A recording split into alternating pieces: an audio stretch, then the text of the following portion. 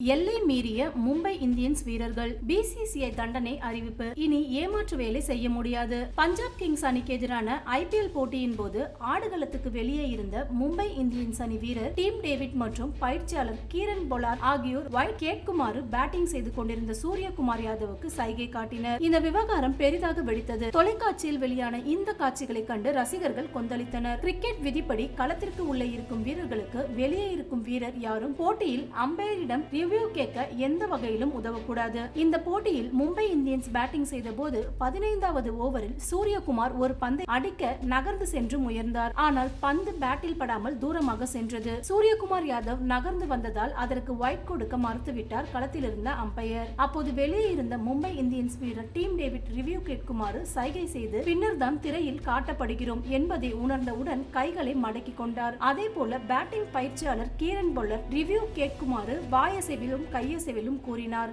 இதை பார்த்த சூரியகுமார் யாதவ் உடனடியாக ரிவ்யூ கேட்டார். விதிப்படி அவர்கள் அதற்கு ஒயிட் கொடுக்க கூடாது. ஆனால் 3வது அம்பையர் சூரியகுமார் யாதவ் நகர்ந்ததை கருத்தில் கொள்ளாமல் பந்து வைடாக சென்றதாக அறிவித்தார். இதை அடுத்து மும்பை இந்தியன்ஸ் அணி ஏமாற்று வேலையில் ஈடுபட்டதாகவும் 3வது அம்பையர் விலைக்கு வாங்கி விட்டதாகவும் இணையத்தில் ரசிகர்கள் விமர்சனத்தை முன்வைத்தனர். இந்த நிலையில் மும்பை இந்தியன்ஸ் அணியை சேர்ந்த டீம் டேவிட் மற்றும் கீரன் பொலார்ட் ஆகியோருக்கு மேட்ச் ரெப்ரி 20% அபாரம் விதித்தனர்.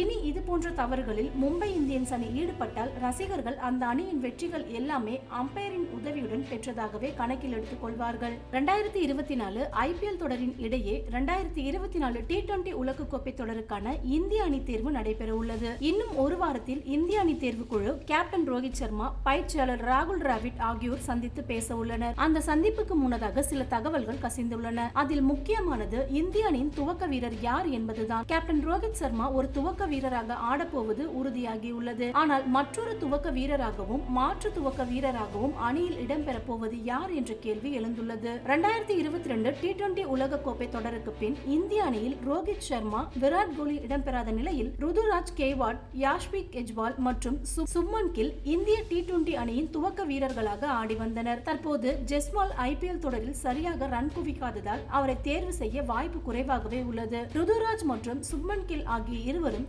இந்திய அணியின் துவக்க வீரர்களாக தேர்வு செய்யப்படலாம் என கூறப்பட்டு வந்த நிலையில் விராட் கோலி மற்றும் ரோஹித் சர்மா இணைந்து துவக்க வீரர்களாக களமிறங்க உள்ளதாக தகவல்கள் வெளியாகியுள்ளன. அவர்கள் இருவரும் துவக்க வீரர்களாக களமிறங்கும் பட்சத்தில் மாற்று துவக்க வீரராக ஒருவர் மட்டுமே தேர்வு செய்யப்பட வாய்ப்பு உள்ளது. இந்த நியூஸை பத்தின உங்களோட கருத்துக்களை கமெண்ட் பண்ணிடுங்க. சேனலை மறக்காம லைக் பண்ணி, ஷேர் பண்ணி, சப்ஸ்கிரைப் பண்ணிடுங்க. அடுத்த ஒரு இன்ட்ரெஸ்டிங்கான நியூஸ்ல உங்களை மீட் பண்றேன். கிரிக்கெட்ல இத மாதிரி நடக்கிறத பத்தி நீங்க என்ன நினைக்கிறீங்கன்னு நம்ம சேனல்ல மறக்காம கமெண்ட் பண்ணிடுங்க. உங்களுக்கு வேற எந்த மாதிரி நியூஸ் வேணும்ன்றதையும் மறக்காம என்கிட்ட சொல்லுங்க.